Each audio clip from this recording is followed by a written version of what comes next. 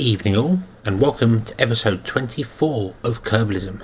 Now, due to the events of the last episode, every single door in the Kerbal Space Center has been checked and double checked, and safety warning labels have been placed everywhere telling every Kerbal to stand clear when opening or closing them.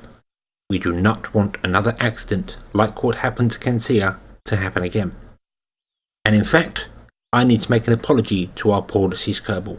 It would turn out I have been pronouncing her name wrong for the entirety of her stay with us. Her name is actually Kenesia, or was actually Kenesia. It was spelt differently to the way I first saw it, and I've been mispronouncing it ever since then, so I am very sorry. I will try not to make that mistake again. However, the show must go on. We now have the technology unlocked in order to start building our base. Our base on the moon, I feel. I'm not sure where it is in the sky there, probably above us, but yes, we are going to go to the moon. But first, we need to scan the moon. We need to find out where the resources are on it, so we know where to land our Kerbals, and they won't die. Because without the right resources, they can't build things or grow things or pretty much do anything. So, we will need to scan it with a SCANSat satellite. We do have a contract in here, I believe. Equatorial orbit? Nope. There. Position a satellite in polar orbit of Kerbin. That's the best way to stick one of these satellites so they can scan the planet. Putting it in a polar orbit means every time it goes round, because the world rotates, it will scan a different part of the land. So we want to do that, and we want to stick a SCANSat scanner on there. Right, so let's accept that and build one of those. And as the sun is just rising, just off the moon, she was hiding behind a planet. We have SCANSat 1, very original with my naming conventions, I know. Probably a very overpowered rocket, considering the probe is tiny inside there, but, well, I want to make sure it gets up there. So, gravity turn. How do I use this to aim for a polar orbit? I would guess the inclination should be 90 degrees? Or perhaps I shouldn't use gravity turn at all. Let's see here. This is the orbit we need to get it into. And we are there currently. Right, so first and foremost we would have to wait for the world to go round to about here. And then we want to fire south.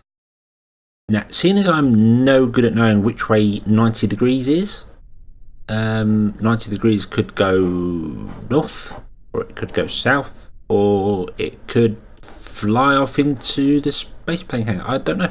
I'm going to do it manually, which is going to be fun because I haven't actually done a manual rocket launch in, well, I think the beginning of this series.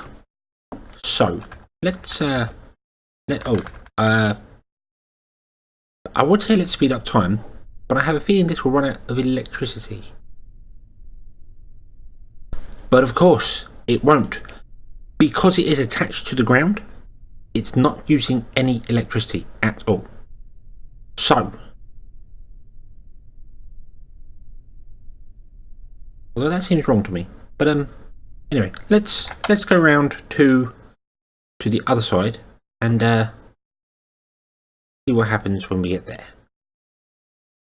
So I've just slowed down time here a little because we are getting an eclipse. An eclipse is happening here. Yes, there we are, an eclipse.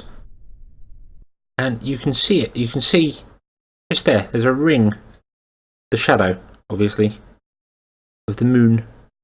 Excellent.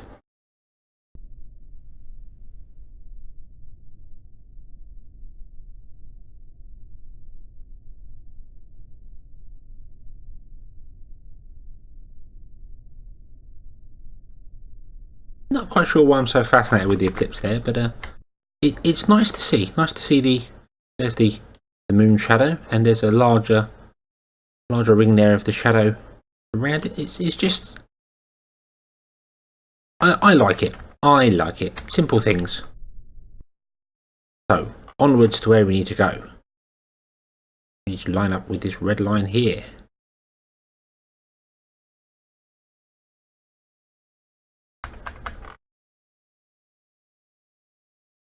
And there we are. That looks pretty good to me. So here we go. Here we go. We need to launch and turn south. That way is north. Yep. So we need to turn that way. I never know which way the craft is facing. I think if I push up, that will go that way. So right, here we go. Power, SAS on. My first manual launch in, well, I think my first manual launch of 2017 actually. So we're very nearly in April. More. Here we go. Let's lean over. I pushed the wrong button anyway. So oh, and I haven't put any little winglets on this. That was quite possibly a very, very big mistake.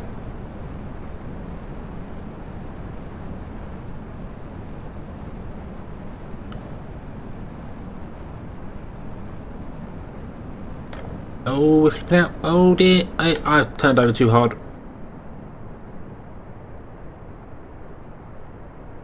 It's all going terribly wrong. You see, this is what happens when you're out of practice. Completely out of practice. This, unfortunately, is definitely a failure. The little reaction wheel up here cannot turn this craft around. We are going down into the drink by the looks of things. Try and bring it about. See if I can get my nose up in the air.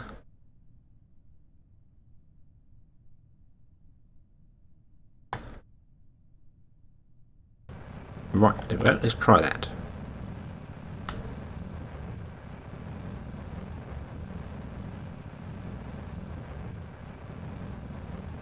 Fix those two boosters then. We don't need them anymore.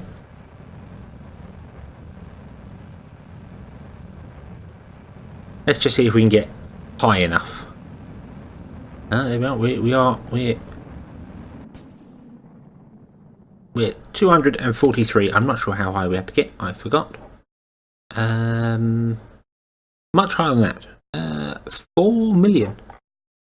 Right. Okay. So this is a little bit of a failure. Definitely on my part.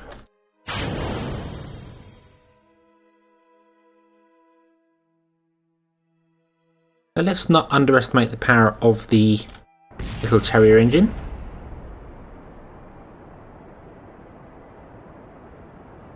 Let's fire it along and see where we can get to. Even if I can't get into the correct area for the contract, which I haven't actually checked the requirements of the contract. Right, it must have a materials bay on board, so we can't complete the mission with this. So seeing as we can't complete it with this one anyway, let's just stick it in polar orbit as it is, because the scanner on it will obviously still work. It will still do a wonderful job. I want to get roughly even on it. I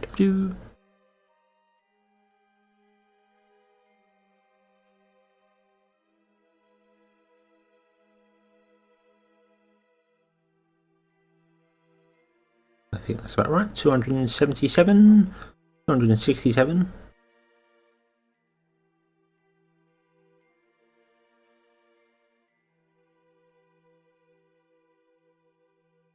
Well, that's good enough to me.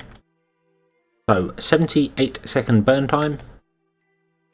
Over here, let's deploy our group there and deploy our solar panels, which I didn't set up on an action group. That was a little foolish.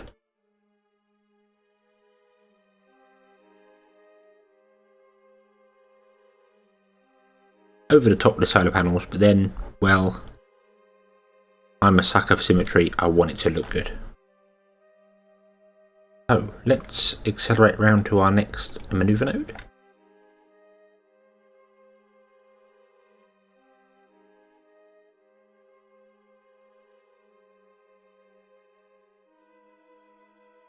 Should have plenty of fuel to put this in orbit. It has got a little tiny Oscar tank there with a small spark engine on it, just for tiny manoeuvring, and a little bit of motor propellant to sort of help it out. It's probably a fair bit over-engineered.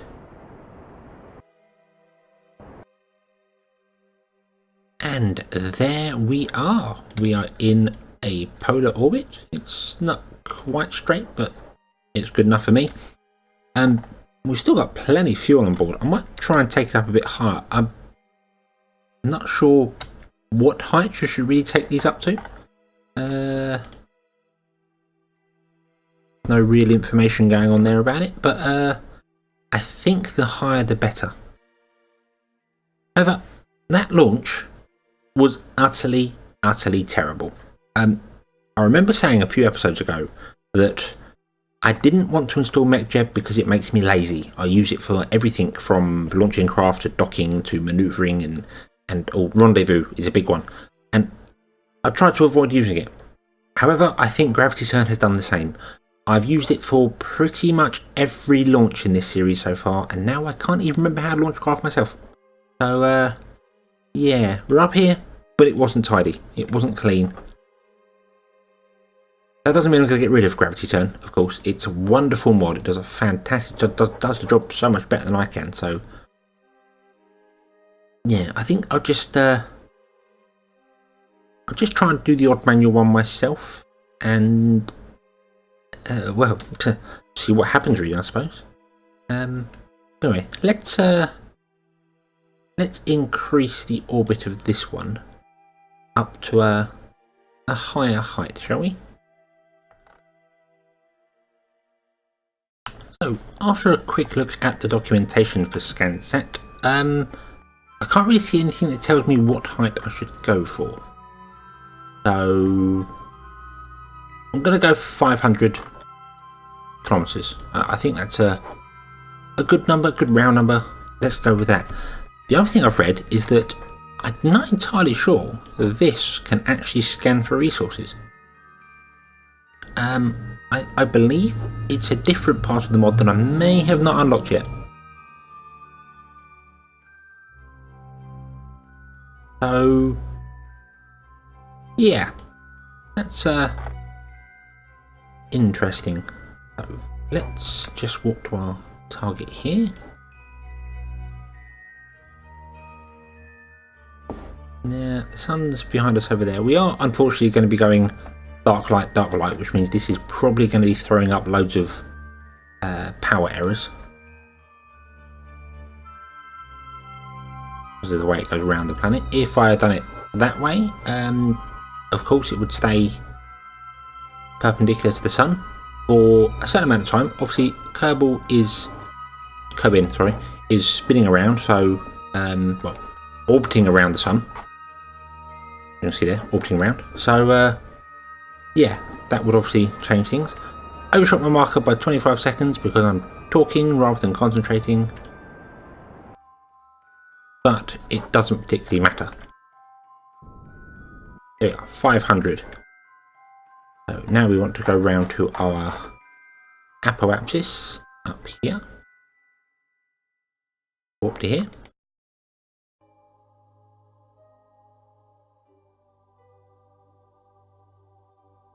Over to the dark. Oh, we have plenty of electric charge left, so the probe on its own doesn't use much power by the looks of it. That's a good thing. Not sure about the satellite on top. The actual scanner itself, sorry. Right, so if we fire up our engine here.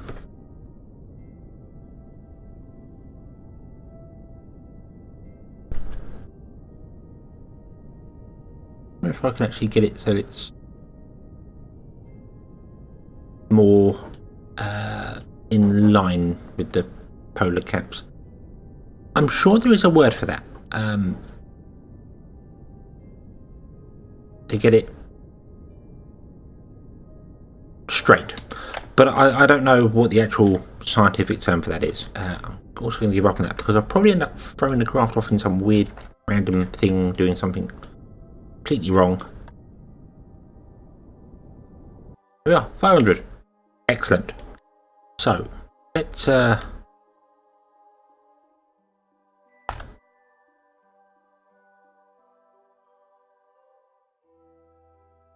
ourselves at the sun by pressing the correct keys. Like that. The actual scanner itself doesn't need to be facing the planet. That's the wonderful thing about KSP. It can just be facing anywhere, same as satellite dishes and antennas. They can point whichever way you want and they still seem to work. So, right. And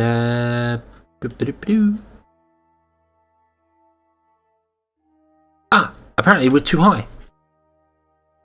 How interesting. Okay, so if we're too high, we obviously need to slow down.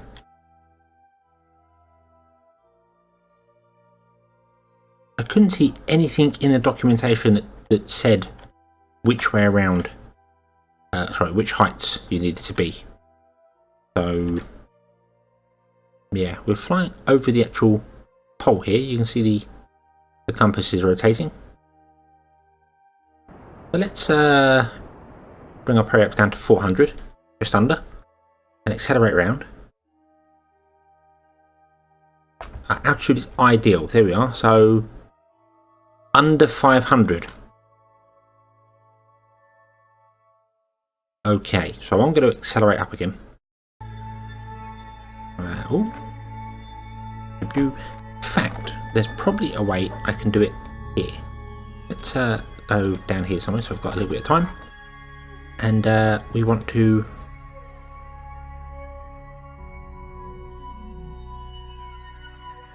bring these up and down. It would involve doing something like this, I believe. 489 and 489. There we are. That's what we want to do.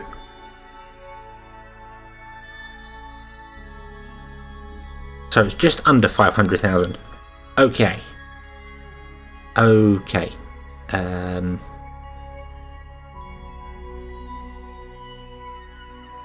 think I'm going to fire a little bit early on this.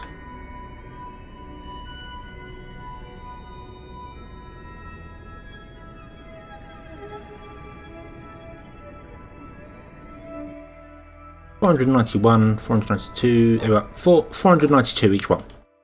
There we go. That looks good to me.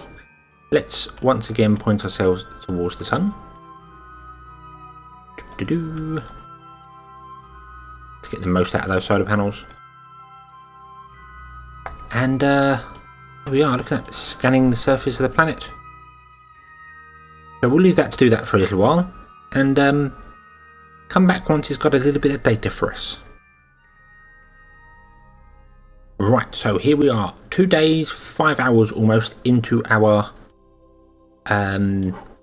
SCANSat scanning, and I've just received a warning that we've had an engine failure, which is interesting.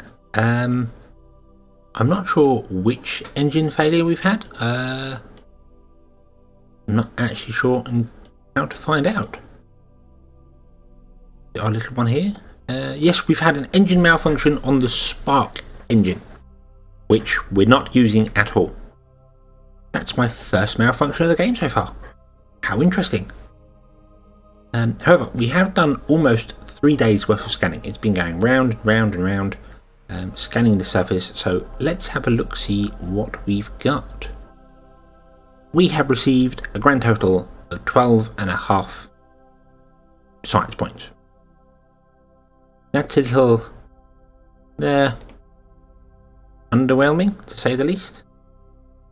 But we do have this. We have planetary mapping. I'm not really sure what this does. Big map, there we are.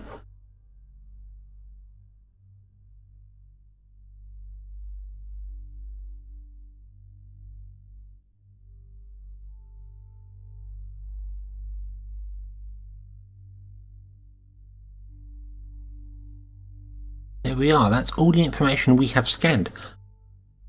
Our apoapse and periapse is listed there. Our orbit is going around obviously here. So yeah, overlay control. Right, let's see here. Resource settings.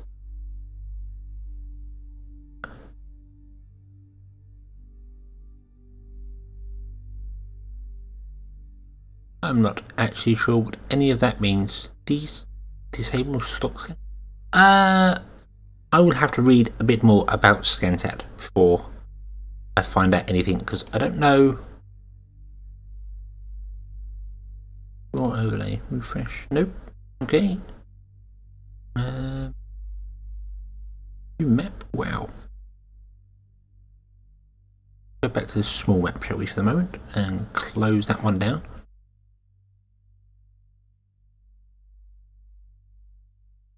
I know KSP has its own built-in system like this now. It's got the Kerbin, which I don't know where the button is for that. I'm not sure if SCANSat overrides that, but yeah.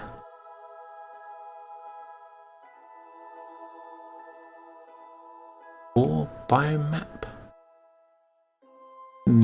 I think at the moment the issue is that this doesn't really scan anything of interest. It doesn't give us any biome data or resource data or anything like that whatsoever.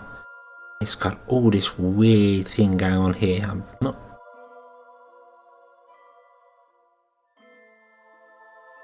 But yeah, I think we need to find out something new.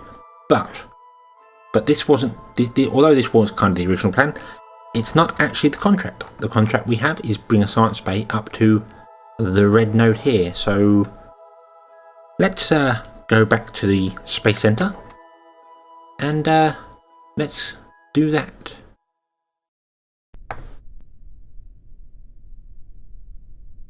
And here we are on the launch pad with our science satellite. We've got a science junior in here this time to fulfill the contract. We also have wings at the bottom, so hopefully this whole thing won't flip out of control and go completely wrong on me. All we need to do is bring it round to the correct place again. So, accelerate time, round we go.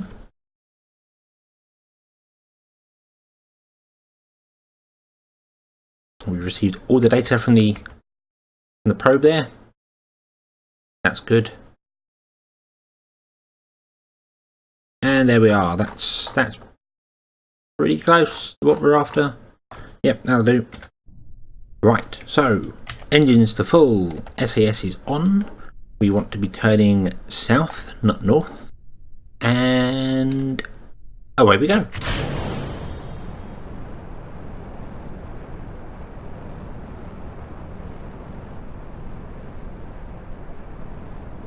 Now, you'd think with the amount of launches I've had using gravity turn, I would have paid attention to how hard to turn over and when to turn over to do our gravity turn, but I haven't. So I'm just going to see if I can bring it over. Probably a lot harder than I should do, really. Although this, to be honest with you, looks a little weaker. We are aiming for quite a high height. So quite a high altitude is what I should have said there, not high height. And well, our solid boosters are out. I'm going to carry on getting up. 4 million meters we need to get to, which isn't going to happen on this stage. But that doesn't particularly matter. We've got another one. Drop that off there. I still haven't actually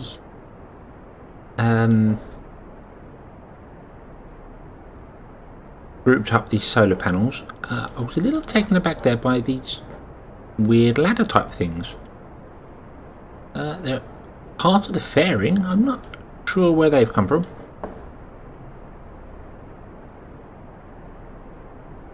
Unless I've done something very, very wrong and have attached the Science Junior. I may have attached. No,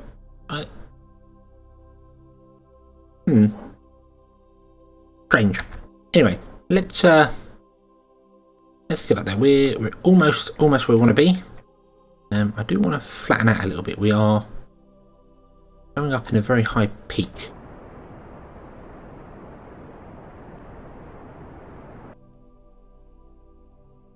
Here we go. That is close to where we want to be. Not exactly right, but that will do for the minute.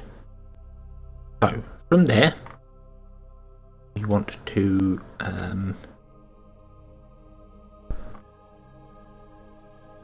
stretch out.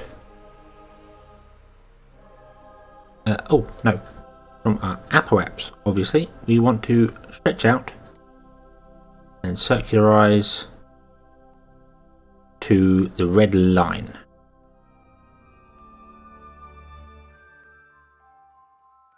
And there we are. After a fair bit of mucking about with the maneuver nodes, I've got something that looks really close to what we're after. It's 600 meters a second. We've got 3,167. So, yeah, we're definitely looking good for this. And here we are with a lovely shot of the moon in the background. We're approaching our maneuver node. And away we go. 50 seconds of burn to get us to where we need to be.